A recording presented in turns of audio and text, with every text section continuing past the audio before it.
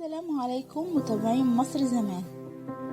النهاردة معانا تحفة معمارية من جسور مصر أيام زمان، والتي الآن لا وجود لها إلا الذكريات في شوية صور. قصر جاستون دي سان موريس ولد سنة 1831 في فرنسا، وتوفى سنة 1905.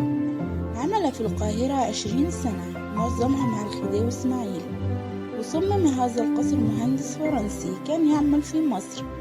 كان الكونت جاستون بيحب الآثار الإسلامية وخاصة المملوكية، كان بيشتري الآثار المتهدمة وخاصة من العصر المملوكي علشان يدخل هذه المكونات الأثرية في بناء قصره.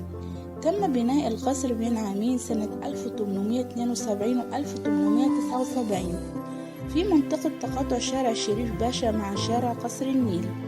وفي عام 1886 اشترت وزارة الخارجية الفرنسية القصر المبني على الطراز الأندلسي والممتلئ بروائع الآثار المندثرة، والتي تعود للعصر المملوكي، ليصبح المقر الرسمي للقنصلية الفرنسية بالقاهرة.